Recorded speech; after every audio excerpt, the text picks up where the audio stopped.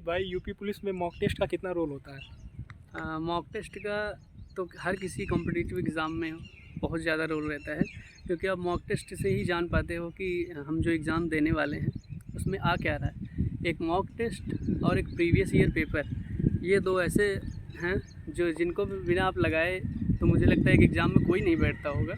At least previous year paper और mock test तो हर कोई लगा के ही जाता होगा, जहाँ तक जाता होगा एग्ज़ाम में। और लगा के इसलिए जाना चाहिए मॉक टेस्ट कि अगर आप मॉक टेस्ट लगा नहीं रहे हो, और अब जैसे यूपी पुलिस में 150 क्वेश्चन है, अगर 150 क्वेश्चन का आप कोई टेस्ट सीरीज सॉल्व नहीं कर रहे हो तो आपको पता ही नहीं चल रहा है कि हमारा गलती कहाँ हो रहा है। मैथ में हो रहा है, रीजनिंग में हो रहा है, या हिंदी में हो रहा है, या जीएस में हमारे बहुत कम मार्क्स आ रहे हैं।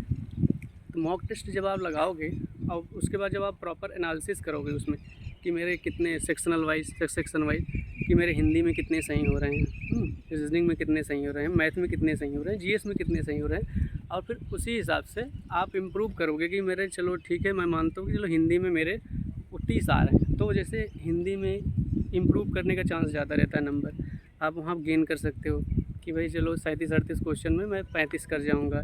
और लड़के करते भी हैं, हिंदी ही स्कोरिंग है, मैथ स्कोरिंग है, रीजनिंग स्कोरिंग है। जीएस में आप उतना स्कोर नहीं कर सकते, आप कितना भी हाथ पाँव मार लेंगे तो भी आप उतना ही करेंगे, और अगर थोड़ा नहीं पढ़ेंगे तो भी आप उतने करेंगे। बस ये कि थोड़ा अगर ज़्यादा अब जीएस में पढ़ने के लिए कि थोड़ा सा फिर अब आपको घटना चक्र वगैरह पढ़ेंगे तब जाके आप थोड़ा सा उसमें बहुत अच्छा कर जाएंगे, इतना भी नहीं है। लेकिन आप मैथ रीजनिंग हिंदी में यहाँ लगभग लड़के मेरे हिसाब से 90% एक्यूरेसी के साथ क्वेश्चन सॉल्व करते हैं। और ये जब आप कब करोगे, जब आप टेस्ट दोगे। अगर मॉक टेस्ट अगर आप नहीं दोगे तो उसमें प्रॉपर आप एनालिसिस नहीं कर पाओगे कि हमारा कितना सही हो रहा है और कितना सही हो रहा है, और हमें किस सेक्शन में थोड़ा हमें ज़्यादा वर्क करने की ज़रूरत है। तो इसलिए मॉक टेस्ट आप लगाएं, और एटलीस्ट मॉक टेस्ट वीक में लगाएं, पहले सेक्शन वाइज लगाएं। पहले ऐसे नहीं कि चलो फुल लेंथ भी लगाना चाहिए, फुल लेंथ लगाएं, लेकिन पहले सेक्शन वाइज लगाएं कि हमें पहले सेक्शन वाइज देना है। सेक्शन वाइज के बाद फिर अगर सेक्शन वाइज लगा के फिर आप FLT दो, फुल लेंथ टेस्ट दो। तो फुल लेंथ टेस्ट जब दोगे तब आपको प्रॉपर पता चलेगा कि हाँ हमारा कहाँ से गलती हो रही है, कहाँ नहीं हो रही।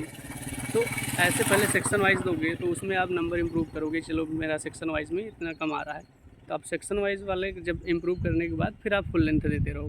फिर आप फुल लेंथ में प्रॉपर एनालिसिस करो कि अब हमारा कहाँ गलत है। जो हमने सेक्शन वाइज में हम ज़्यादा कर रहे थे वहाँ हमारा फुल लेंथ वाले में जा रहा है कि नहीं जा रहा है, हिंदी में या रीजनिंग में, मैथ में।